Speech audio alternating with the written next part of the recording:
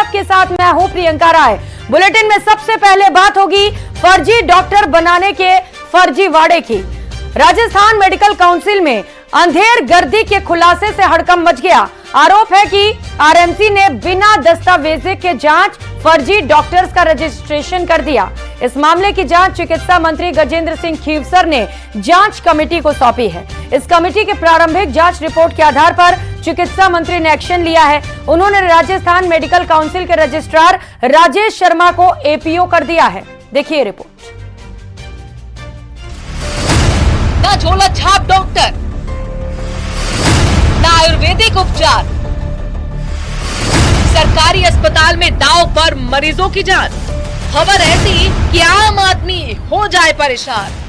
जिस अस्पताल में लोग सेहत की दवा लेने जाते हैं, जहां डॉक्टर से मिलने के लिए घंटों कतार में खड़े रहते हैं, इस भरोसे से कि डॉक्टर साहब की लिखी दवा से उनकी बीमारी ठीक हो जाएगी, वहां से एक ऐसी खबर आई है जिससे सूबे के बाशिंदे सन्न हैं और प्रदेश की चिकित्सा मंत्री दोषियों के खिलाफ कड़ी से कड़ी कार्रवाई का भरोसा दे रहे हैं।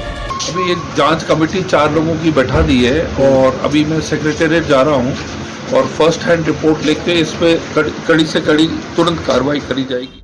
मरीजों की जान बचाने वाले जिन डॉक्टरों को धरती का भगवान माना जाता है, उनमें से कुछ पर बेहद गंभीर आरोप हैं। आरोप है कि उनमें से कईयों ने मेडिकल की पढ़ाई तक नहीं की है। आरोप है कि ऐसे करीब 100 डॉक्टर का राजस्थान मेडिकल काउंसिल में विधिवत रजिस्ट्रेशन हुआ। उनमें से कई डॉक्टर आज गायनी और सर्जन तक बन चुके हैं। आरोप है कि फर्जी डॉक्टरों ने ऑनलाइन आवेदन करते समय अलग अलग राज्यों की काउंसिल में रजिस्ट्रेशन सर्टिफिकेट और एनओसी में काट छाट कर फर्जी कॉपी अटैच की, जिसे राजस्थान मेडिकल काउंसिल ने बिना जांचे परखे फाइल में अटैच कर दिया। यानी कि बिना एक दिन की मेडिकल की पढ़ाई और इंटर्नशिप के जांचसाज डॉक्टर बन गए। राजस्थान मेडिकल काउंसिल ने उन्हें आम आदमी की जान से खिलवाड़ का लाइसेंस दे दिया। यकीन करना मुश्किल है, लेकिन ऐसा हुआ है। सबसे बड़ी हैरानी की बात तो ये है कि राजस्थान मेडिकल काउंसिल ने 12वीं पास लोगों की डिग्री तक नहीं देखी। RMC registrar doctor Rajesh Sharma पर गंभीर आरोप लगे हैं। मामले का खुलासा होने के बाद चिकित्सा मंत्री गजेंद्र सिंह खीवसर ने कहा है कि इस पूरे मामले की जांच की जाएगी। किस प्रकार का खुलासा हुआ है, उसमें किस प्रकार की जानकारी मिली, क्योंकि 100 डॉक्टर्स के फर्जी रजिस्ट्रेशन की बात कही जा रही है। वो तो एक्चुअली जांच कमेटी बैठ के वही इसका जो डिटेल्ड इन्वेस्टिगेशन करेगी, तभी हमें को जो सही रिपोर्ट है, सही तथ्य है, वो हमें तभी मालूम पड़ेंगे। प्रारंभिक तौर पर रजिस्ट्रार को कोई एपीओ किया जा रहा है, निलंबित किया जा रहा है? उसका बैठ के अभी निर्णय करने हम, इसीलिए मैंने मीटिंग बुलाई है सेक्रेटेरिएट में, उसका बैठ के अभी हम तुरंत निर्णय करेंगे। ऐसे में राजस्थान मेडिकल काउंसिल के सभी रजिस्ट्रेशन की जांच जरूरी हो जाती है, ताकि पता चले कि इनमें कितने अपनी दुकान खोलकर मरीजों की जान से खिलवाड़ कर रहे हैं, कितने डॉक्टर मरीजों की सर्जरी कर रहे हैं और कितने सरकारी नौकरियों में बने हुए हैं। न्यूज़ 18 राजस्थान के लिए जयपुर से सौरभ गृहस्थी की रिपोर्ट। और बुलेटिन में अब बात पेपर लीक माफिया पर कसते शिकंजे की। सब इंस्पेक्टर भर्ती पेपर लीक मामले में एसओजी को बड़ी सफलता मिली है। गोपाल सारण को एसओजी ने पुणे से गिरफ्तार किया। इसके बाद कोर्ट ने उसे 2 दिन के रिमांड पर भेज दिया है। देखिए क्या कुछ हुआ।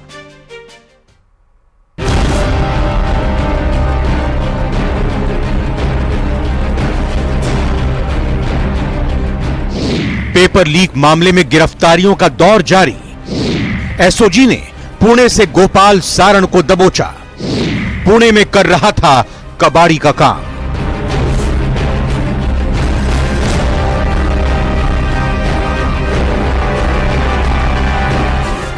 एसआई भर्ती पेपर लीक मामले में एफआईआर दर्ज होते ही जयपुर से फरार होने वाले गोपाल सारण को एसओजी ने आखिरकार पुणे से गिरफ्तार कर लिया है। गोपाल सारण की गिरफ्तारी के बाद अब संभव है कि आने वाले कुछ दिनों में और भी गिरफ्तारियां हो सकती हैं। एसओजी की माने तो गोपाल सारण पुणे में कबाड़ी का काम कर रहा था, लेकिन 25 सितंबर को एसओजी को गोपाल सारण के पुणे में होने के इनपुट मिले। पता चला कि वो स्क्रैप का काम कर रहा है, जिसके बाद जयपुर से एक टीम मौके के लिए रवाना हुई और मौका मिलते ही उसे डिटेन कर लिया गया। इसके बाद टीम उसे पुणे में उसके घर लेकर पहुंची, जहां से कुछ अहम दस्तावेज मिले, जिसकी जांच कराई जा रही है। राजस्थान पुलिस सब इंस्पेक्टर भर्ती परीक्षा पेपर लीक प्रकरण में एसओजी ने एक बड़ी कार्रवाई करते हुए पुणे से गोपाल सारण को गिरफ्तार किया है। ऐसे पेपर लीक प्रकरण में एसओजी ने गोपाल सारण को नामजद किया था, जिसके बाद मुकदमा दर्ज होने पर गोपाल सारण जयपुर से भाग करके पुणे पहुंचा और वहीं पर एक दुकान किराए पर लेकर के स्टे पर काम करने लगा। गोपाल सारण पेपर लीक गिरोह के सरगना भूपेंद्र सारण का भाई है। 2014 में गोपाल सारण खुद सब इंस्पेक्टर रहा है, लेकिन 2020 में क्रूड ऑयल चोरी में नाम आने के बाद उसे बर्खास्त कर दिया गया था। भाई गोपाल सारण पर आरोप है कि उसने परीक्षा से पहले ही पेपर हासिल कर 6 अभ्यर्थियों को सॉल्व कराया और बाद में इन सभी 6 अभ्यर्थियों का चयन एसआई भर्ती में हुआ था। एसओजी की पड़ताल में यह भी सामने आया कि गोपाल सारण खुद भी राजस्थान पुलिस में 2014 में सब इंस्पेक्टर बना था, लेकिन 6 साल के बाद ही क्रूड ऑयल चोरी के मामले में गोपाल सारण को पुलिस सेवा से बर्खास्त कर दिया गया था। यह तथ्य भी सामने है कि Gopal Saran second grade paper leak प्रकरण में गिरफ्तार हुए महेंद्र सारण का भाई है। गोपाल सारण का बड़ा भाई 1 साल पहले सीनियर टीचर भर्ती पेपर लीक प्रकरण में बेंगलुरु एयरपोर्ट से गिरफ्तार हुआ था। अब एसओजी गोपाल सारण को रिमांड पर लेकर पूछताछ कर रही है। आखिर वो किन किन परीक्षाओं में कितने लोगों को पेपर दे चुका है। ऐसे में इस बात की पूरी संभावना है कि उससे पूछताछ के बाद पुलिस अकादमी से 6 और गिरफ्तारियां हों। लेकिन सवाल यह है कि आखिर गिरफ्तारियों की अंतिम कड़ी कब सबके सामने आएगी। जयपुर से न्यूज़ 18 के लिए विष्णु शर्मा की रिपोर्ट।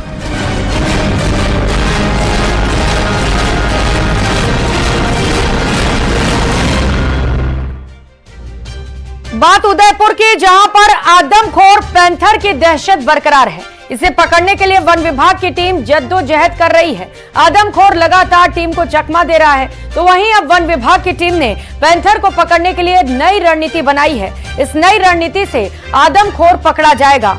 उधर आदमखोर के आतंक को खत्म करने के लिए एनकाउंटर का आदेश भी जारी किया गया है। पैंथर ने गोगुंदा में पिछले 12 दिनों में ही 7 लोगों को शिकार बना दिया। लोग दहशत के साए में जी रहे हैं। कोई नहीं जानता कि अगले पल वो किसको शिकार बनाने वाला है। ये रिपोर्ट देखिए। कब खत्म होगा आदमखोर तेंदुए का आतंक? एक के बाद एक लोगों को बना रहा शिकार। गोगुंदा में अब तक आदमखोर के 7 शिकार। उदयपुर के गोगुंदा इलाके में आदमखोर तेंदुए का खौफ बढ़ता ही जा रहा है। हालांकि वन विभाग अब तक 4 तेंदुओं को पकड़ चुका है, लेकिन ये सवाल अब भी बना हुआ है कि लोगों को शिकार बनाने वाला खूंखार तेंदुआ कहाँ है और वो अब किसे अगला शिकार बनाने जा रहा है। सोमवार को जहां गोगुंदा के राठौड़ों का गुड़ा में एक पुजारी तेंदुए ने शिकार बनाया है, तो वहीं मंगलवार सुबह कमला कुंवर नाम की महिला पर घर के अंदर उस वक्त हमला किया गया जब वो पशुओं को चारा डाल रही थी। इसी बीच घात लगाए बैठे पैंथर ने उस पर हमला बोल दिया। वो महिला का शव लेकर जंगल की तरफ भागने वाला था, लेकिन लोगों का शोर सुनकर वो भाग गया।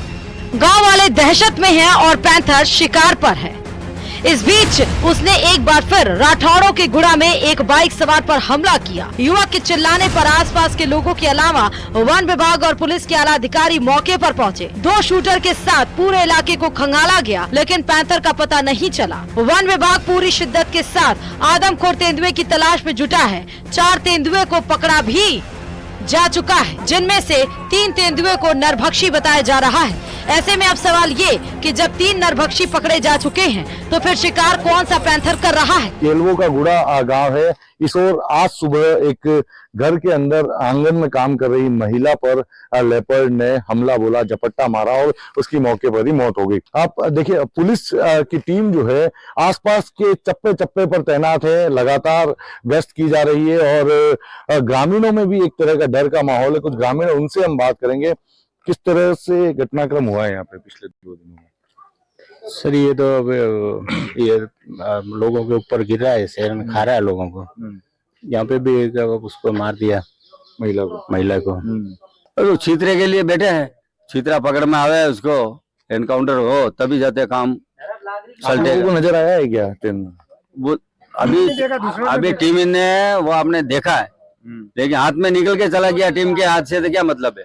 हम तो मजार रहते हैं, हम सुरक्षा क्या कर रहे हैं, जो बाहर निकल रहे जा रहे हैं, और हमारे पास में क्या बंदूक है, पिस्तौल है, कुछ नहीं है हमारे पास में।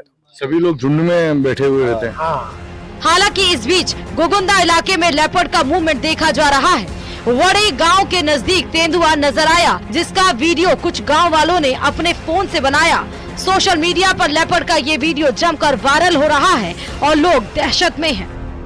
गोगुंदा के आसपास कई लेपर्ड के मूवमेंट सामने आ रहे हैं। ऐसे में ये पता लगाना किसी चुनौती से कम नहीं है कि कौन सा पैंथर लोगों को अपना शिकार बना रहा है। इस बीच पैंथर के हमले से गुस्साए गांव वालों ने गोगुंदा पिंडवाड़ा नेशनल हाईवे 27 पर प्रदर्शन कर जाम लगा दिया।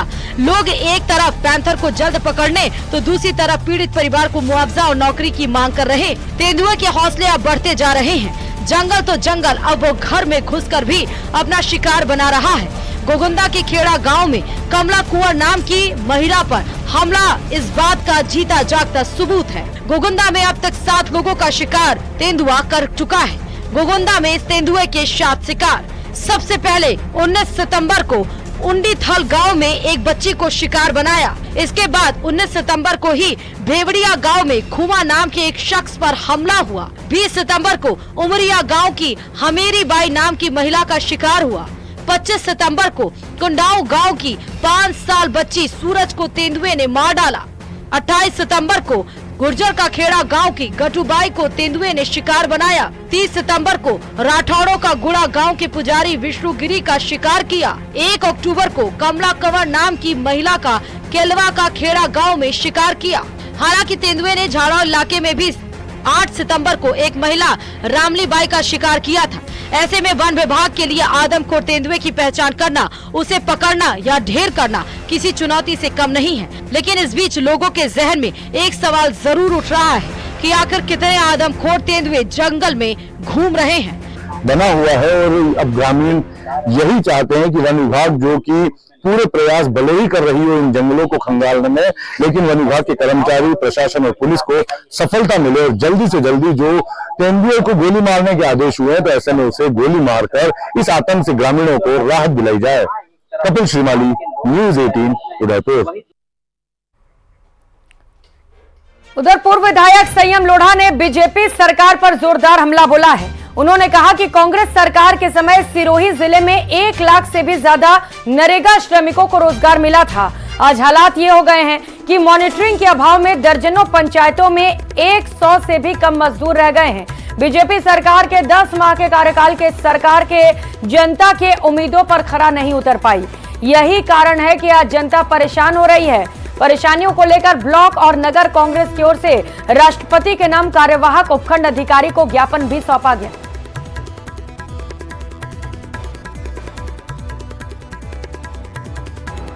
से लोगों का विश्वास खो चुकी है और सिरोही जिले के अंदर आप देखो क्या नरेगा की इन्होंने हालत कर रखी है।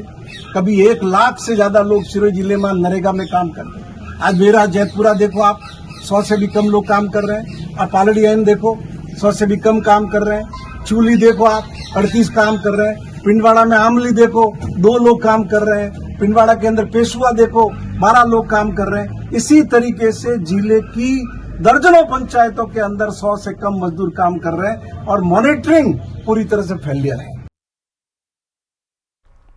तो वहीं प्रदेश सरकार के 10 महीने के कार्यकाल के खिलाफ कांग्रेस ने प्रदेश के अलग अलग जिलों में प्रदर्शन भी किया। कांग्रेस सरकार के कार्यकाल को हर मोर्चे पर विफल करार दिया। ये रिपोर्ट देखिए।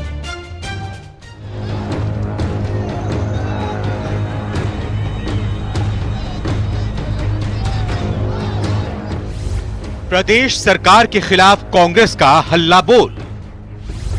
हर मोर्चे पर सरकार को बताया फेल।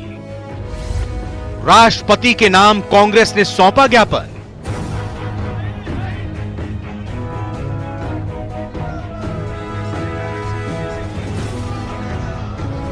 उपचुनाव से ठीक पहले कांग्रेस ने बीजेपी के खिलाफ मोर्चा खोल रखा है। इसी कड़ी में प्रदेश भर में कांग्रेस ने विरोध प्रदर्शन किया। अजमेर की बात करें तो यहां कांग्रेस ने कलेक्ट्रेट पर विरोध प्रदर्शन करते हुए बीजेपी की सरकार की कार्यशैली पर सवाल खड़े किए। कांग्रेस पदाधिकारी और कार्यकर्ता बैरिकेडिंग के ऊपर चढ़कर विरोध करते दिखे। कांग्रेस ने एक तरफ प्रदेश सरकार पर अराजकता फैलाने का आरोप लगाया और राष्ट्रपति के नाम ज्ञापन सौंपा।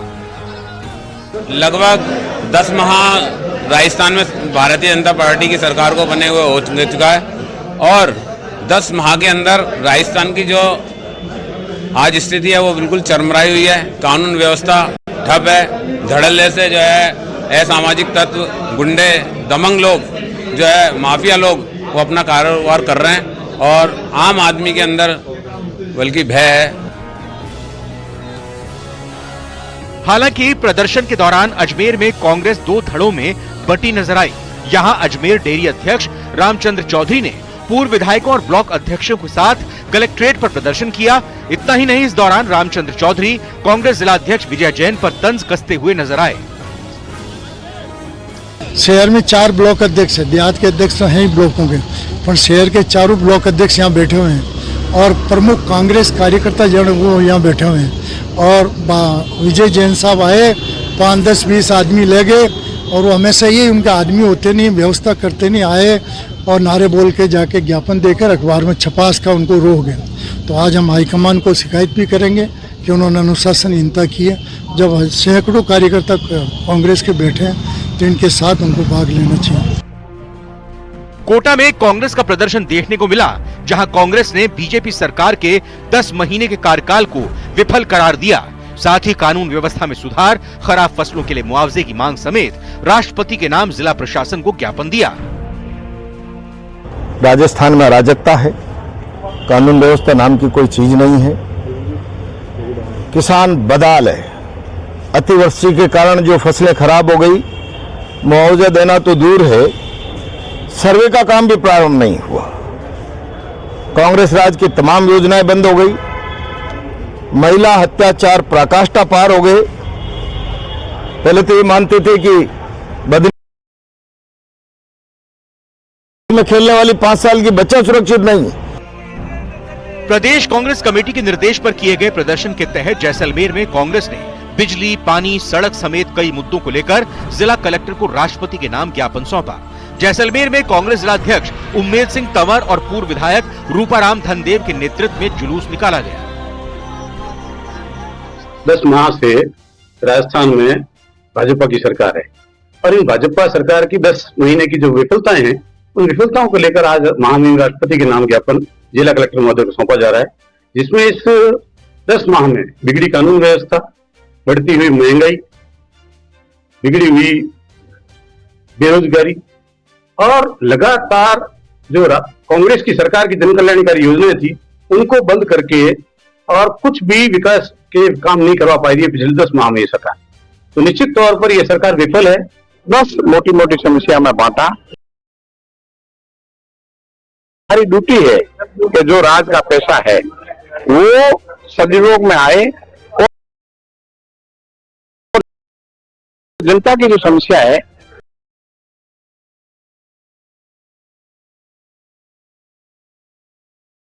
भी कांग्रेस के प्रदर्शन की तस्वीरें सामने आई हैं। प्रदेश सरकार पर हर मोर्चे पर फेल होने का आरोप लगाया, साथ ही जिला कलेक्टर को राष्ट्रपति के नाम ज्ञापन सौंपा।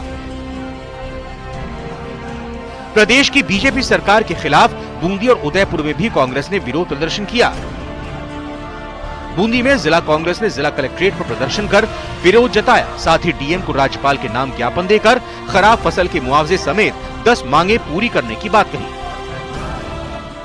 आपदा को लेकर के जो पानी ज़्यादा गिरा है उसको मुआवजा को लेकर के आज हमने 10 डिमांड भेज रहे हैं हम, ताकि उन पर विचार हो और फसलों का लोगों को, किसानों को मुआवजा मिले। इसके अलावा बेरोजगारी के लिए, रोजगार के लिए। वहीं उदयपुर में भी बीजेपी के खिलाफ कलेक्ट्रेट के बाहर प्रदर्शन किया गया। यहां भी कांग्रेस ने सरकार के 10 महीने के कार्यकाल को पूरी तरह विफल करार दिया। प्रदर्शन के दौरान जमकर नारेबाजी की गई। इस मौके पर पूर्व सांसद रघुवीर मीणा, पूर्व विधायक, शहर और देहात जिला अध्यक्ष और कई पदाधिकारी और कार्यकर्ता मौजूद रहे। जिस तरह से राजस्थान में और खासकर हमारे उदयपुर संभाग में आपराधिक घटनाएं, महिलाओं के ऊपर अत्याचार, आज बच्चों के साथ रेप, बलात्कार, महंगाई, बेरोजगारी, जिस तरह से आम जन को भटकना पड़ रहा है, उस उद्देश्य को लेकर सभी कांग्रेस के कार्यकर्ताओं, नेताओं ने ज्ञापन दिया है और उसमें मांग की गई है कि जल्द से जल्द समस्या का निवारण करें।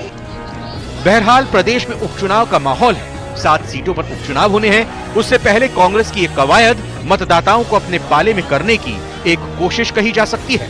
Bureau report, news 18 Rajasthan.